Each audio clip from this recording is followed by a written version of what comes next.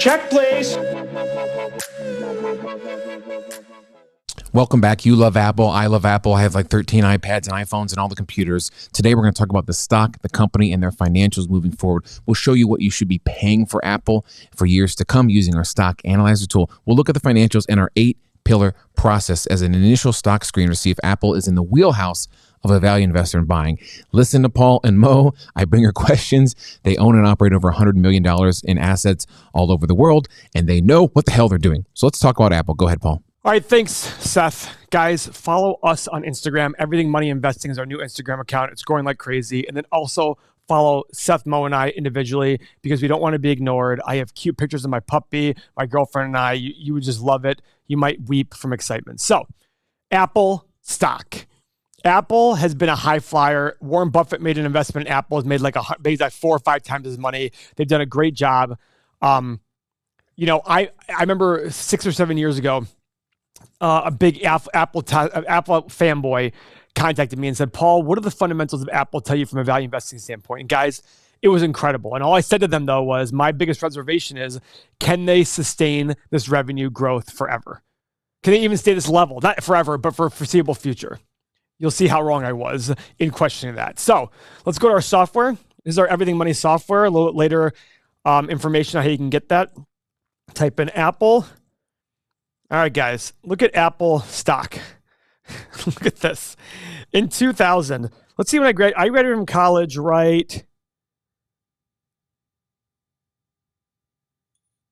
I graduated from college right here. Literally 2 days before I graduated from college. The stock was at 24 cents. Do you see this, Tim? It's now at 173. So I remember my dad gave me $3,000 when I graduated from college and said, Paul, this is my gift to you to start you off, blah, blah, blah. And then granted, my dad did more than that for me. But if I put all that $3,000 in the Apple stock, I would have gotten, 12,000 shares? 12,000 times 173. That $3,000 would have become, Tim, why don't you do the math real quick? 12,000 times 173. What is that? 2.2 million from a $3,000 investment. Go back in time. Paul, spend that $3,000 on. Either way, this is Apple stock. Now, they were the first company to hit $3 trillion in market cap the other day. They're back down under 3. Pillar number 1 in our 8-pillar analysis. We want the 5-year PE to be under 22.5. It is 45.3x. Pillar number 2, we want the 5-year return on invested capital greater than 9%. Guys, look at this. 30%. I think this is another big reason why Buffett and Munger love Apple. They do a great job of getting a high return on the money that is invested in the business through debt and equity. They do a phenomenal job of it. Now, they pay a small little dividend here of 0.5%, but because of how big the market cap is, it's still $14.5 billion per year in dividends. Now, right above it, our 5-year average free cash flow was $68 billion, and last year was $93 billion. So they can easily afford this $14.5 billion dividend. Because remember, guys, dividends aren't always secure. You need to compare it to the free cash. Even more important than net income, compare it to the free cash flow of the business. More on the free cash flow later, but you have to compare the dividends to the free cash flow of the business. And right now, they spend a little bit over 20% of their 5-year average free cash flow on dividends. So I think it's quite safe. Pillar number 3, we want to see revenue growth over the last 5 years. So we go to our income statement, scroll down a little bit. Revenue growth, $229 billion to $365, massive check mark. But just like other companies in the tech world, imagine everybody at home sitting there during COVID, during the shutdown. Look at their revenue jump last year, $275 to $365. That wasn't the case in previous years. So it was definitely a COVID jump. The question is that sustainable or will it drop down a little bit? I don't know. But this is a question mark for Apple before you go pay through the nose. Pillar number 4, we want net income growth over the last 5 years. So $48.4 billion to $94.6 billion. Check mark there. Almost double their net income in the last 5 years. That's awesome. Pillar number 5, we want to see shares outstanding decreasing. Are they rewarding existing investors by decreasing the number of shares and therefore increasing the ownership of the business to the shareholder? As an example, if there are 10 shares outstanding for a business and you own 1, you own 10% of the business. If they buy back 2 shares from 10 to 8, you still own 1 share, but now you own 12.5% of the business. Does that make sense? So they're increasing the ownership of the company for you, the existing shareholder. So our income statement on our software, you go all the way to the bottom. 5 years ago, they had 20.6 billion shares, now 16.5. So guys, what they're doing their free cash flow is they're buying back their shares and they're giving you more ownership of the business, a bigger piece of the revenue and profit of the business every single year. That's a wonderful thing, especially on companies so big that generate so much cash. What are they going to do with the cash? Even if they buy a company for $1 billion, that's not adding to the bottom line. Even if the company makes $500 million a year, it doesn't add to the bottom line at all. It means barely anything. But instead, they're buying back shares from the market to drive up your ownership of the business. I love it. Pillar number 6 has to do with debt. So we go back to the main page of our software, scroll down a little bit. The $68 billion in 5-year free cash flow. We multiply this by 5, and we get $340 billion. We want their total long-term liabilities to be under $340 billion. So we go to the balance sheet of our software, go up the top, go to balance sheet, scroll all the way to the bottom. They have $160 billion in debt, long-term liabilities. More than enough free cash flow to cover that. Massive check mark there. Pillar number 7 and 8 have to do with free cash flow. So guys, back to free cash flow. Free cash flow is cash from operations less your capital expenditures. You can do one of 5 things with free cash flow. You can pay dividends, buy back shares, make acquisitions, pay down debt, and reinvest back in yourself. So these 5 things can be done. Like I said, cash from operations less your capital expenditures, and us at Everything Money have added this line here to make all the math easy for you. 5 years ago, 51.7. Last year, 92.3. That's a check mark. Our final metric, we take the 5-year average free cash flow. We want to figure out a price to pay for the company. It's just a starting point. Remember, the faster the company grows, the more you should be willing to pay. $68 billion, we multiply it by 20. That is $1.36 trillion. The company is actually $2.85 trillion. So it's too expensive for us. That's an X. Now, guys, for those of you paying attention to the numbers, getting confused, good news. We have on our software the 8 pillars tab. It just tells you all the numbers. And look at this. Apple is our quintessential overpriced company, according to this.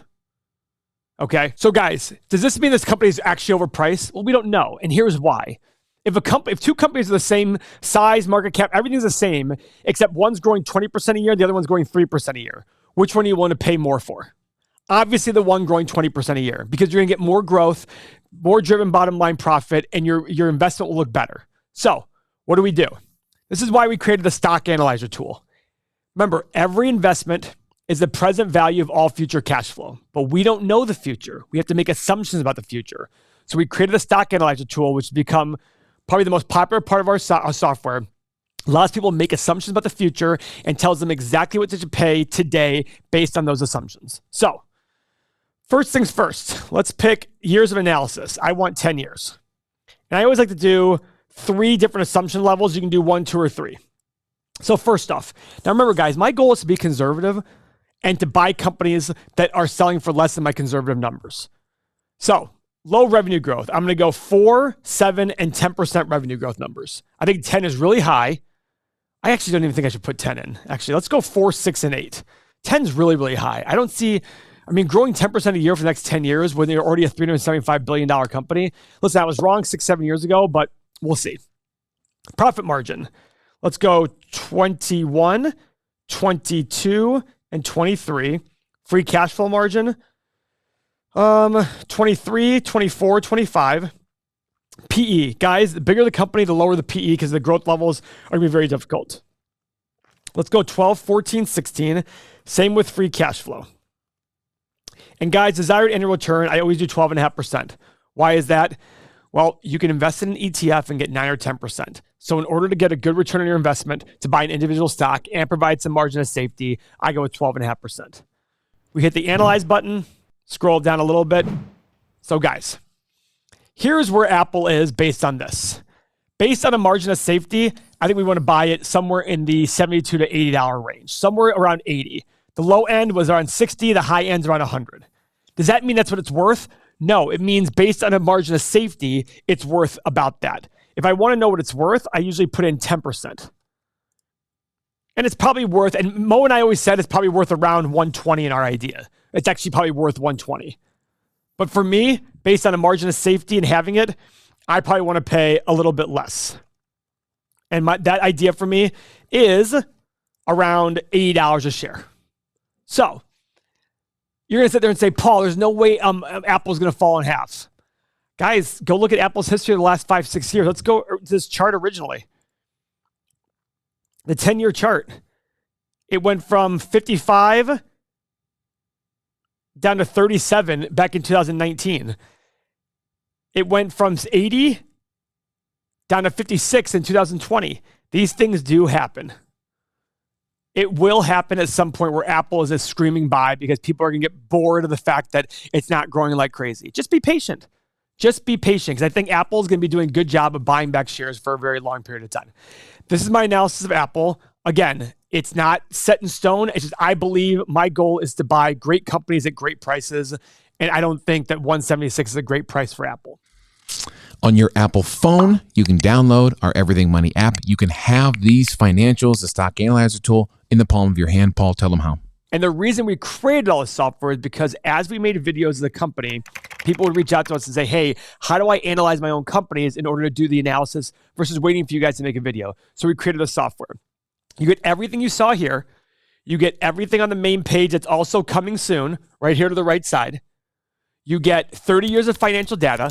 You get access to Seth, Mo, and I in our exclusive Everything Money chat here at the top, EM Community Chat.